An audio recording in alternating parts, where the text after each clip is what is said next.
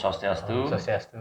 Pemirsa Mahardika Channel yang saya hormati dimanapun kalian berada, pada kesempatan ini kita akan segera memasuki perayaan Hari Nyepi di tahun 2023 ini. Tentunya setelah COVID ini, kita atau generasi muda Hindu seluruh Nusantara tentunya akan menyemarakkan atau memeriahkan perayaan Nyepi itu dengan perayaan dengan mengarak, dengan membuat ogoh-ogoh gitu. Nah, pada kesempatan ini kami akan berbincang-bincang dengan seorang dosen di Setah Negeri Empu Kuturan Singaraja. Beliau adalah Bapak Dr. Idemade Windye SAG, yang tentunya beliau adalah seorang budayawan termasuk filsuf atau filsafat Hindu. Beliau kebetulan pakarnya. Kami undang beliau ke studio Mahardika Channel. Om Swastiastu Haji. Om Swastiastu, Pak. Sepun navigator niki. Nggih, sehat. Nggih, mudah-mudahan rahayu sagung dumadi niki. Nggih.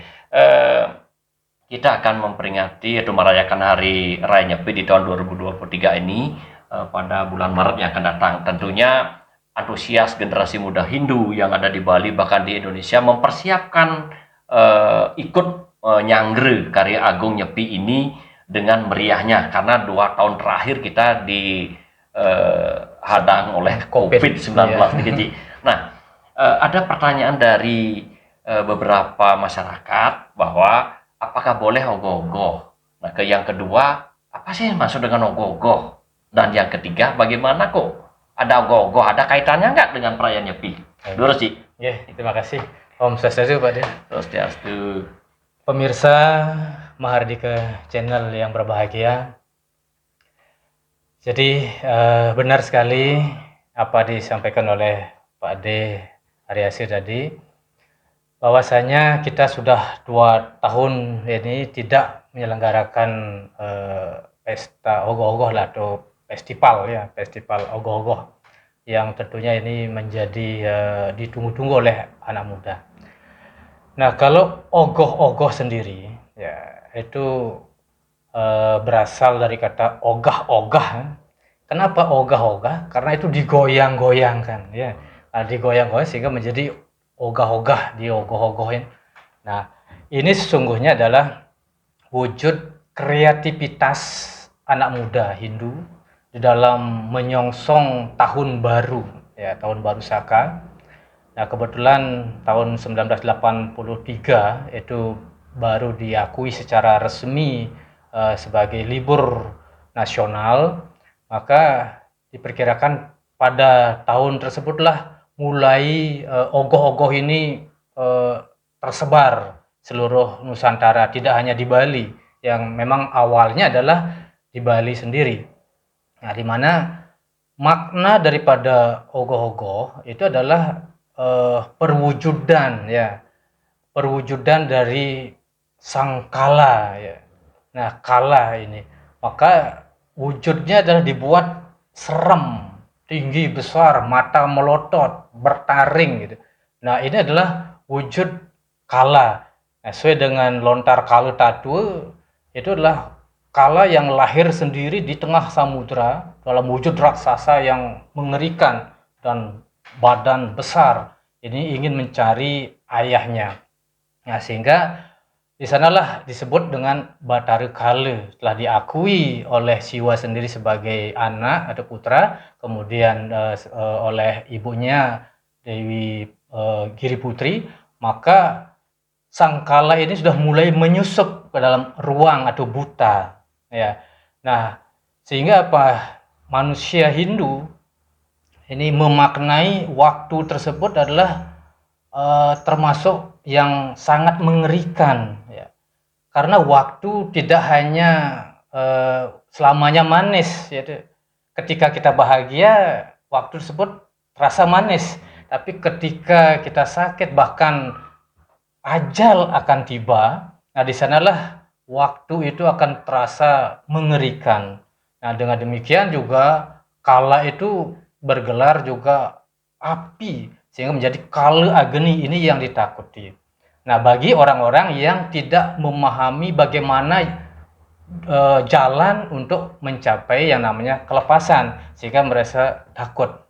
Nah, kemudian karena inilah pergantian waktu, ya, tawur itu ada pecaruan, maka dibuatlah visualisasi bagaimana umat Hindu itu mampu untuk bersahabat dengan kala. Karena apa? Untuk bisa mencapai siwa, hendaknya seseorang itu bisa bersahabat dengan waktu untuk kala, buta, dan durga. Karena kala, buta, dan durga adalah merupakan yang terdekat dengan siwa. Nah, sehingga apa? Ini diarak, ogoh-ogohnya kemudian dibakar, ya, untuk bisa nyumil wujud bahwasanya waktu itu bisa dikuasai oleh umat Hindu. Nah, sehingga dilaksanakan pada saat pengerupukan setelah tawur, ya. Nah, keesokan harinya itu udah mulai sepi, sunyi, karena sesungguhnya adalah awal dari penciptaan itu adalah sunyi. Ya. Ya, Sebelum kita lanjut, Haji, ada hubungannya nggak antara ngerupuk atau nyepi itu dengan ogoh-ogoh?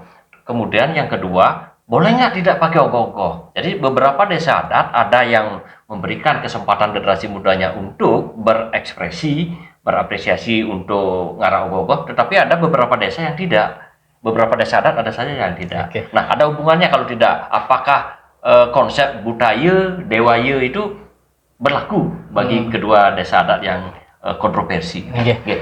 Jadi kalau dari segi aspek sastra, yaitu memang tidak ada mewajibkan untuk membuat ogoh-ogoh dalam upacara ngerupuk. Ya, karena itu sesungguhnya adalah eh, presentasi dari wujud kreativitas anak muda, ingin mewujudkan kala itu bagaimana, waktu itu yang sangat serem, yang harus kita siap hadapi nanti pada kematian, ya. Makanya mempersiapkan diri sehingga kita bisa nantinya mati dengan benar, sehingga bisa mencapai alam yang namanya alam siwa itu sendiri. Nah, oleh karena lagi sekali kaitan yang harus dikatakan sebagai keharusan untuk membuat ogoh-ogoh memang tidak ada, ya.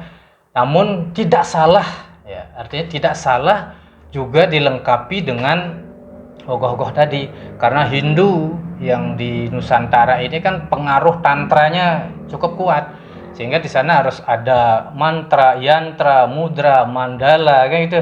Nah, termasuk ogoh-ogoh ini adalah sebuah yantra, ya, yang digunakan juga sebagai media oleh umat Hindu.